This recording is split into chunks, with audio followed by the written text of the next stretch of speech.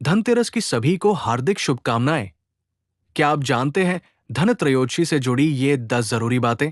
धनतेरस क्यों मैनेट है? धनतेरस का त्योहार सुख समृद्धि का प्रतीक है।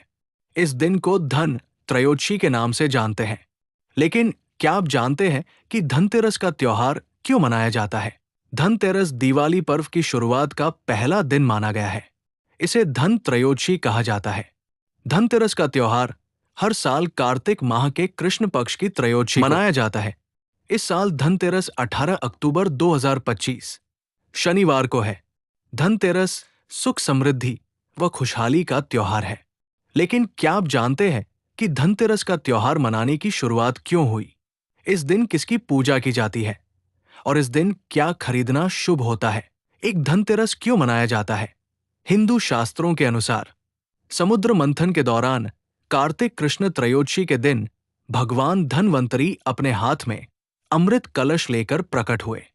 भगवान धनवंतरी को भगवान विष्णु का अंश अवतार माना गया है। संसार में चिकित्सा विज्ञान के विस्तार व प्रसार के लिए भगवान विष्णु ने भगवान धनवंतरी का अवतार लिया था। भगवान धनवंतरी के प्रकट होने के उपलक्ष्य होने में ये त्योहार मनाया जाता है। एक अन्य मान्यता है कि अनुसार इस दिन मां लक्ष्मी पृथ्वी पर विचरण करती है और अपने भक्तों पर कृपा बरसाती है। किसकी पूजा की जाती है? धनतेरस के दिन मां लक्ष्मी, धन देवता कुबेर जी व भगवान धनवंतरी की पूजा का विधान है। मान्यता है कि इस दिन इन देवी देवताओं की आराधना करने से घर में सुख समृद्धि व खुशहाली आती है। 3 धनतेरस पर क्या खरीदना शुभ माना गया है? धनतेरस पर सोना चांदी व उससे बने आभूषण, पीतल व तांबे के बर्तन, झाड़ू व सूखा धनिया आदि को खरीदना अत्यंत शुभ माना गया है। मान्यता है कि इस दिन नई चीजों को खरीदने से धन संपदा में 13 गुना वृद्धि होती है। 4. धनतेरस पर यमराज की पूजा क्यों होती है? पौराणिक कथा के अनुसार प्राचीन समय में हेम नाम का एक राजा था। उनकी कोई संतान नहीं थी। कई सालों की पूजा पाठ व मनोकामनाओं के बाद उन्हें पुत्र रत्न की प्राप्ति हुई। पुत्र रत्न होने से राजा अत्यंत प्रसन्न हुए और उन्होंने ज्योतिर्विदों को बुलाकर अपने पुत्र की कुंडली बनवाई। पंडित ने बताया कि उनके पुत्र की कुंडली में अकाल मृत्यु का योग है। अगर उसकी शादी होती है तो विवाह के 10वें दिन उसकी मृत्यु हो जाएगी। ये सुनकर राजा की खुशियां गम में बदल गई।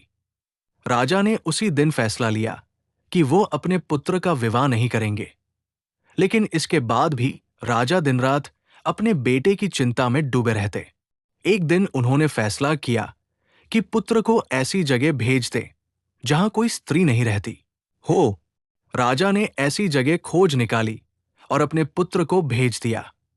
लेकिन वहां जाकर राजकुमार की मुलाकात एक सुंदर कन्या से हुई। धीरे धीरे दोनों में प्रेम हो गया और उन्होंने गंधर्व विवाह कर लिया। जैसा कि भविष्यवाणी में कहा गया था, विवाह के 10वें दिन यमदूत राजकुमार के प्राण लेने आ गए। ये देखकर उसकी पत्नी जोर जोर से विलाप करने लगी। नवविवाहिता को इस तरह विलाप करते देख यमदूत दुखी हो गए। यमदूत राजकुमार के प्राण लेकर मृत्यु के देवता यमराज के पास पहुंचे और सारी बात बताई। तब एक यमदूत ने यमराज से पूछा कि क्या अकाल मृत्यु से मुक्ति का कोई उपाय है? प्रश्न का उत्तर देते हुए यमराज ने बताया कि अकाल मृत्यु से बचने के लिए व्यक्ति को धनतेरस के दिन यम के नाम का पूजन व दीपदान करना चाहिए। जहां ये किया जाता है वहां अकाल मृत्यु का समाप्त हो जाता है। 5 धनतेरस के दिन यम का दीपक किस दिशा में जलाना चाहिए? धनतेरस के दिन यम देवता की कृपा पाने के लिए घर की दक्षिण दिशा में चौमुखी दीपक जलाना चाहिए। मान्यता है कि इस दिन सूर्यास्त के बाद यम के नाम का दीपक जलाना अत्यंत शुभ होता है। 6 धनतेरस के दिन कितने दीपक जलाने चाहिए? शास्त्रों के अनुसार धनतेरस के दिन 13 दीपक जलाना शुभ होता है। इन दियों को घर के हर कोने में रखना चाहिए। मान्यता है कि ऐसा करने से घर की नकारात्मक ऊर्जा दूर होती है और सकारात्मक ऊर्जा का संचार होता है। साथ ही मां लक्ष्मी घर आती है। 7 धनतेरस के दिन क्या दान करना चाहिए? धनतेरस के दिन किसी गरीब या जरूरतमंद व्यक्ति को मिठाई, वस्त्र व अन्न आदि का दान करना चाहिए। मान्यता है कि ऐसा करने से घर धन धान्य से भरा रहता है। 8 धनतेरस के दिन काले रंग की वस्तुएं, लोहा, कांच व प्लास्टिक से बनी चीजें किसी को नहीं देनी चाहिए। 9 धनतेरस के दिन सोना खरीदने का शुभ मुहूर्त सुबह 08:50 से सुबह 10:33 तक रहेगा। इसके बाद सुबह 11:14 से दोपहर 12:28